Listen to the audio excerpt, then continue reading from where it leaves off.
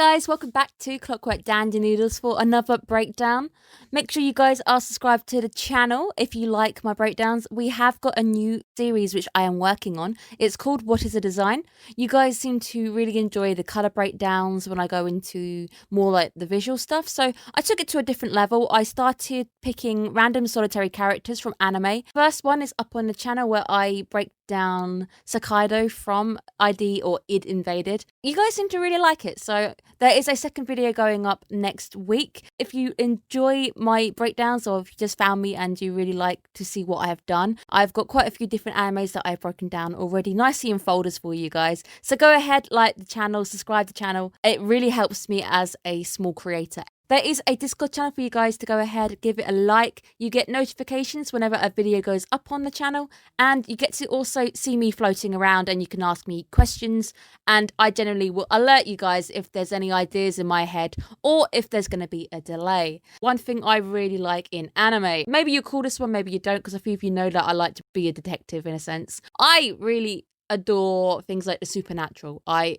absolutely love Japanese folklore. I am watching Yami Shibai. Season 8 has just started airing. It is a anime just about Japanese folklore, scary stories, all of that kind of stuff. That is my jam and I love it to bits. And this anime I put on my list. This was my dark horse. I even said that I felt like the channel was too empty with just having 3 animes airing. So I picked up Kemono Jihen, and I am so glad that I did, and I have to pat myself on the back for having an eye for this. This I think is going to be good. This I like. It's got a very nice classic feel as well, and plus we haven't got any horror elements going on the channel just yet. Today's episode is Kabane, and oh, I like it. I love it so much. We open in, of course, where most good horror stories in Japan take place, in the rural countryside. Those countrysides where there's a few houses and everybody knows each other. If you're watching Higarashi's remake, again, countryside be scary. Where we zone in on a few children who are getting very, very excited as they're going to have a guest over from Tokyo. We then get a hint that something's a little bit odd, where these boys start to pick on a child called Dorotabo, as they call him. We get the feel that he's not really welcome, and we do linger in on his pendant for a little bit, and then we move on. So those are your first few opening shots, your first few hints. I like the fact this anime doesn't give too much away so very, very fast. You're left kind of going, oh, that's a bit odd. Everything's very, very brief. Everything appears quite colourful as well. The colours in this one, it's bright. And that might just be my screen being a little bit bright because I'm not on my normal computer. But the colours look really, really nice. The man from Tokyo, I love this guy's design. I like him, but if I like him, it means I'm part furry, and I don't like that. That doesn't make me happy. I'm going to be denying it, but also saying I like him, but I'm denying it. He ends up with a flat tire, where, let's talk about that design a little bit. We've got a bit of design time going on in this anime as well. His very, very messy, carefree hair, and I'm so glad that I know what's going on. His right eye is covered up, and I think that's going to come back at some point. And we haven't exactly seen him with both his eyes on show as of yet. But his messy hair is really, really long. It's tied up in a very long ponytail, just showing off that very carefree nature, which he 100% is. He's also got some stubble going on, which is nice and can sometimes play into that carefree nature as well, that he's not really all too bothered about his appearance. And he does state a bit later on in the anime that he doesn't really care about how he smells and how the kid smells. So he isn't really one for appearances. I like that. The client ends up picking him up alongside the road, and it is the mother of the boy that we first saw, so everything's slinking in quite nicely. She is indeed a hostess of the villa where our mystery begins. We have a mystery. There is livestock being found rotting. So one day it's alive, healthy. The next day it's dead, rotting in a field somewhere.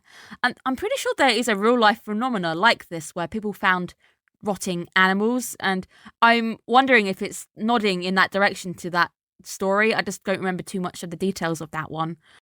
The detective from Tokyo has beautiful green eyes. Green being his colour, and I like the fact that it's his colour because green is for growth. Green is nature. Green is calm. Green is safety, life, renewal. It's youth. He has all of this. There are negatives to green, which I wonder if we're going to see, and it's more of a envious, jealous, greedy side. We haven't seen any of that come out yet, but that is always a negative to colours, so I would like to mention a few just in case it comes up. But I like the fact, especially with the idea of renewal and rebirth, and we'll wait to the end for me to show you exactly why they fit. The yellow waistcoat with trousers. He also has a green shirt and light green tie. Yellow as a colour is very happy, positive, it's calm, it's optimistic, it's joy. The negatives can sometimes be cowardice and a bit of deceit going on. I mean, it could be. That would be a very big twist if they decide to throw that in. But I like the fact that it's the positivity, the optimism, the joy, the happiness. And this design also kind of, me reading into the design really early, also spoilt the end for me. I didn't feel any tension in those last scenes because I knew he wouldn't, just because of these colours. And the look is very, very smart. Overall, he looks very, very smart. He fits right in. But because of the colour choices, he sticks right out as a sore thumb. So even though he looks the part, he just stands out. We find out a bit of information from our hostess that the town's specialty is deer. The detective ends up saying hello to Dora Tabo, which is odd at first, but it slowly makes sense as we go down this one, who simply just bows and he continues to work on his field, where it's the way the hostess looks after he's spoken to him. And she even says, I'll fill you in later. And obviously at this point, he doesn't really know why he's there. But it's just the way she looks, and she has the shadow on her face. She looks down, she looks unhappy, she looks nervous. Everybody right now is being very odd around the boy in the fields. We get a nice scene of the typical onsen or the rural hot springs. I really want to go to Japan, guys. It's on my list. About a million reasons why I want to go there. We end up getting a repeat where we meet the boy from before, and his name is Yataro. And we get a bit of an insight into the kind of personality he has. Obviously, we've seen him kind of bullying Dotaro in the first sequence, but this time we see him starting to brag about him as the guy from Japan, and he's very excited. He starts to talk about the very big town, and he just starts to talk a lot. So he doesn't really listen to the guy, but he's very overconfident, and the fact that he just talks. He's just one of those characters who just wants to talk and talk and talk, and it's all about him. I wasn't really keen on him, but it kind of got a lot worse in the story where I wasn't rooting for the kid whatsoever. But I do feel bad for him because obviously he's been raised to be like that. But the detective decides to step on a nerve by talking about Dorotabo, which ends up being a nickname. So it's a nickname because of the yokai who live in the field. So he spends a lot of time in the field, he gets covered in mud, so they call him Dorotabo. So it's kind of ironic as well that they've given him a name belonging to a yokai. We now get the sequence which I knew was going to bite us in the butt. Yataro overhears a conversation between our detective and his mother, and he requests to be served by Dorotabo instead. And I did say that I think that's going to come back and bite you at the butt at some point because Yataro isn't happy. He's definitely not happy. She simply obeys the request, but we can see the fact that she just won't look at him. Again, we know something is wrong. She won't look him in the eye. She looks disgusted by him. And it's just a very big mystery. It's like, who the hell is he? And it's almost, as well, we get a hint of quite a sad life that he's been leading, that he's never even had a bath before. Like, he doesn't know how to bath himself. So nobody's really taking care of him, which is actually kind of sad. We get our detective's full name, and it is indeed Inugami Kohashi. So he is a director of strangeness and he's a counselling officer. It's just a bit vague. I was like, what counts as strange? I consider myself a bit odd, so would I count as strange? And he deals essentially with the occult, my kind of office. He asks Dorotabo if there's anything strange occurring in the fields, which I noted was a bit of an odd interest in just a simple farm boy. I'm so glad that I noted it because there's quite a few different reasons in the end that they uncover to why he's so interested in this guy in the first place. And I just love it. I love the carefree nature. He just doesn't care about the rumours and he doesn't really care if Dorotabo stinks, and he even makes a play that he doesn't really... Anyone in his office is all boys and he doesn't care. It turns out that Dorotabo is aware of this rotting livestock, which he finds odd at first because obviously the hostess was like, I didn't tell anyone.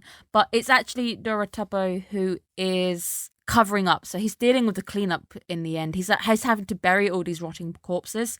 So far, there have been 6 deaths. They have been mainly chickens, but all of them have ended up with their organs all chewed up.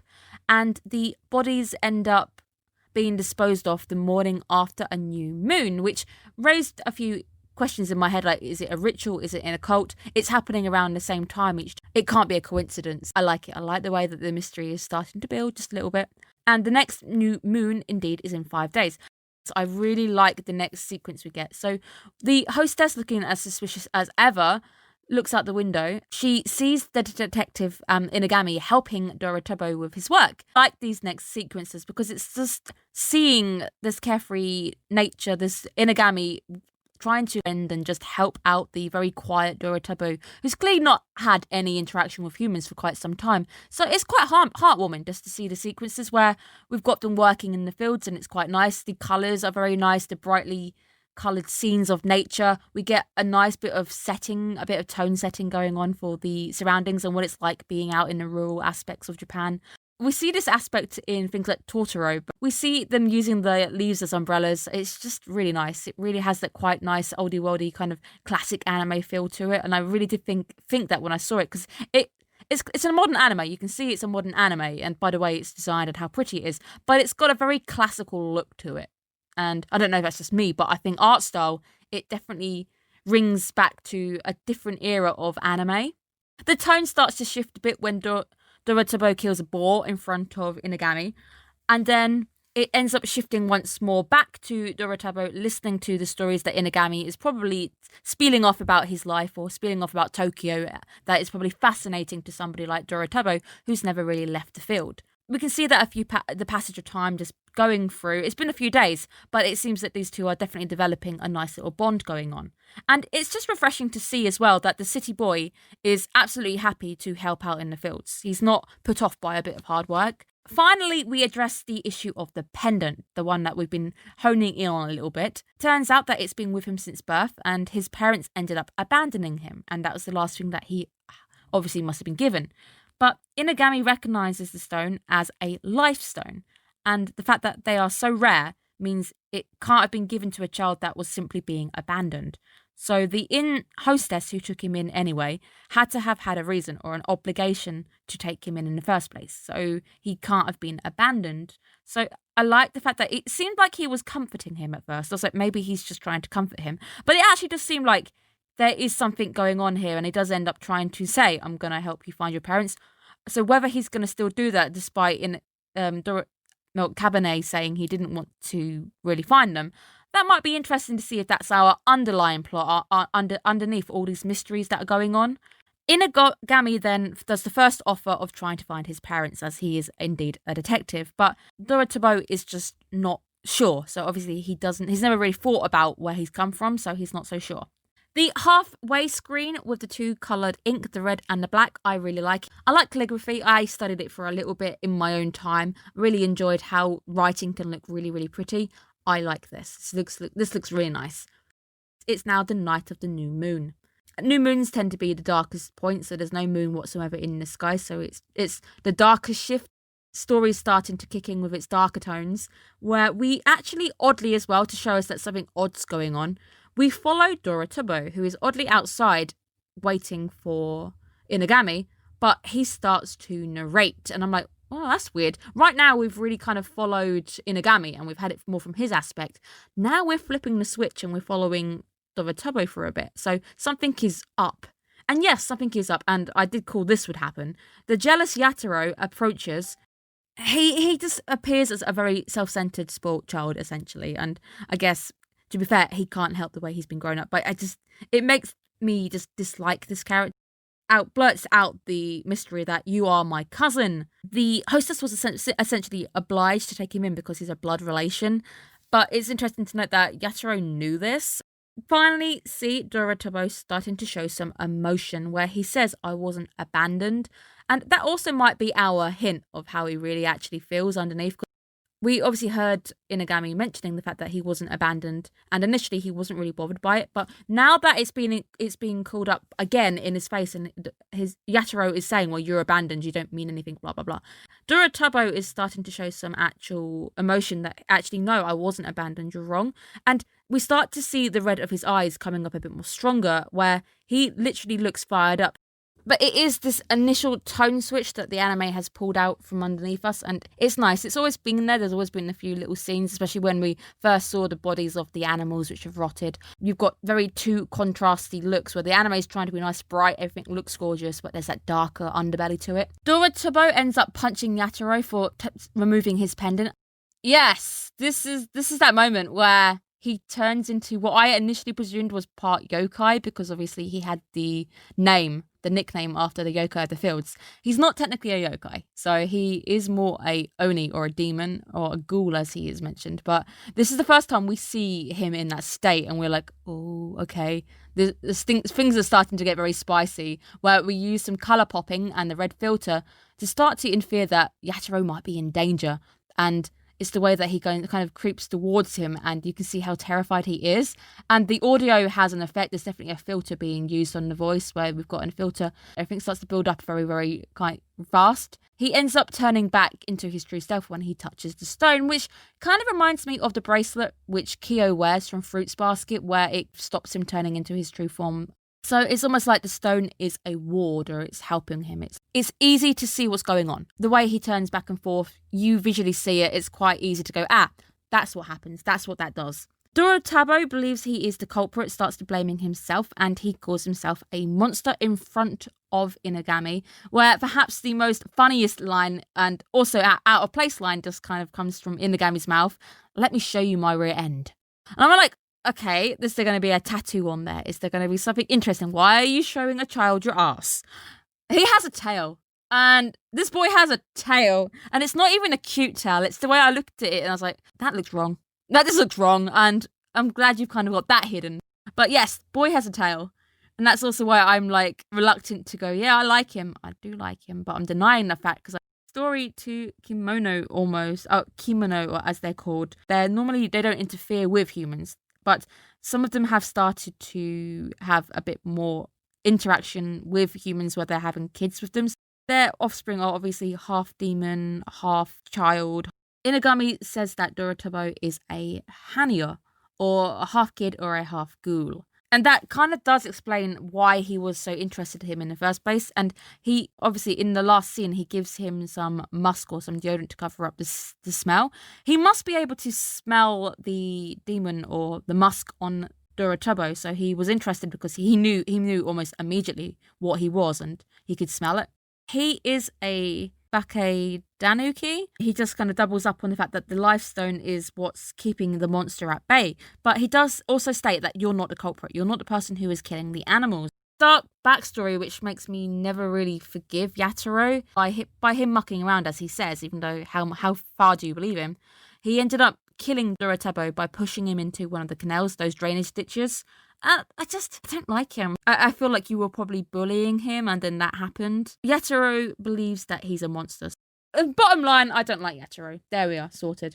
He ends up being cornered by these rotten animated doggies, and they're no longer good boys, sadly. They're very mouldy doggies. Inagami and Dorotoro end up rescuing him. Dorotabo is just a killing machine and ends up removing the ghoul's head, because we get that very important bit of information. Ghouls don't die when you kill them. Okay, I wonder why you're giving me that bit of information for. We end up finding our culprit as this demonic deer ghoul, and I really like the design because I've got a thing for antlers and horns. I really like the way these are. These are monstrous, these things. But it's creepy. That design is creepy, the way that it's smiling and the way its teeth kind of stick out at horrible angles. It just sounds creepy as well. This thing like emits like a scream. It's horrid. But the action in this sequence is quite fast paced. The boys are jumping around quite nicely. We see our boy Inagami holding it off with the guns. But he's also in one arm supporting Yatoro as well. Dorotaro, who ends up shoving his hand down the monster's mouth and ripping off its head. That is the end of that mystery. But it does also beg the question that he can't stay anymore. He can no longer stay where he is. This is where the anime tries to build some tension. And to be fair, if I wasn't kind of looking for it, I might have been a bit more fooled that it was going to end how I thought it was going to end. Inagami has been hired by the hostess to kill him. It's sad, man. And he raises up the gun to go, obviously, ready to shoot the guy. But as I said, he's not going to shoot. There are 11 episodes left of this anime. If you shot him right here and right now, the anime's over. The colours for Inagami are just too nice. There's no dark colours on him. Those colours are bright. Those colours are optimistic. Those colours as well, carefree. The client, the hostess, actually knew he was indeed a monster. And it turns out that his mother was actually her older sister.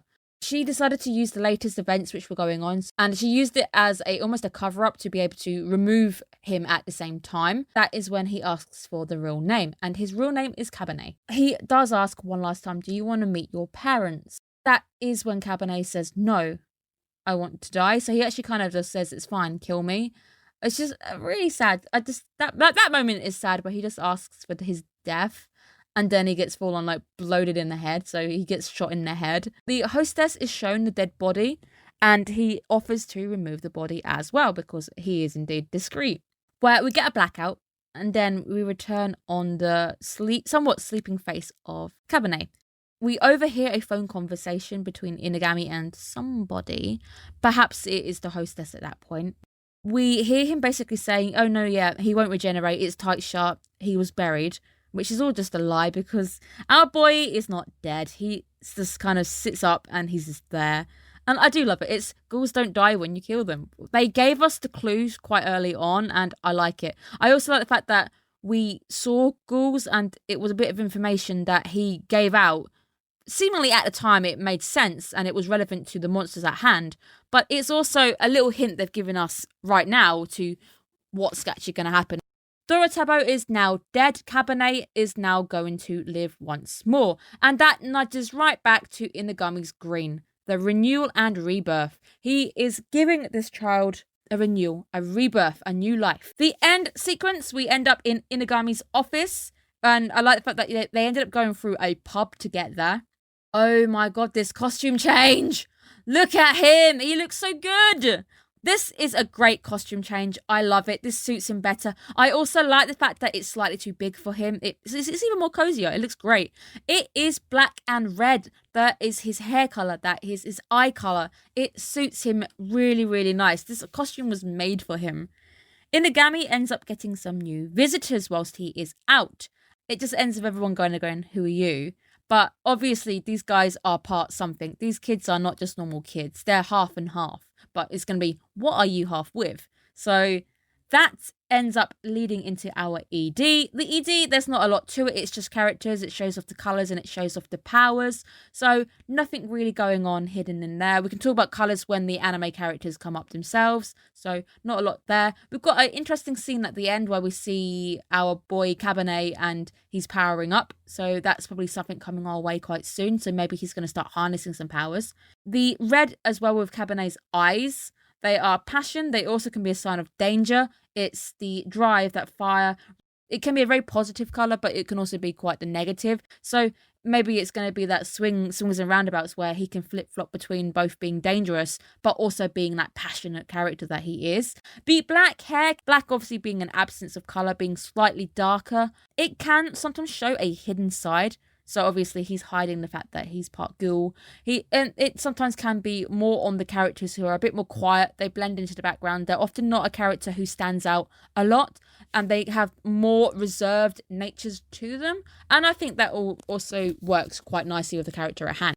I really enjoyed the first episode of this anime. And I'm hoping that it keeps it up. So I'm hoping it doesn't kind of fall off the rail at some point. I think there's a lot of potential. I'm very happy that I've picked this up as my Dark Horse anime. I wasn't really sure what to expect. I saw the word supernatural. I saw the idea of Japanese folklore. And I wanted a bit of horror. Here I am with a horror. It literally follows the romance anime from yesterday. So I like the fact that you've got... What am I doing? I've got the thriller, the mystery going on with Promised Neverland breakdowns. I've got Horimiya, which is my romance anime, straight followed by a good old horror story. I love it. I really do like Japanese folklore, guys. It's a very big interest in mine. So I really am looking forward to seeing where this anime goes. Hopefully you guys as well are gonna enjoy these breakdowns and have a bit of fun with it as we try and work out what's going on, what the mystery is, who are his parents, why did they abandon him in the end anyway? They abandoned him because they know he was a monster? Is that how it works? So gonna be very interesting to see the backstory there and what the backstory behind our new cast members are. So looking forward to it. I hope you guys are having a good one. I will see you next week for another breakdown. Bye bye, guys.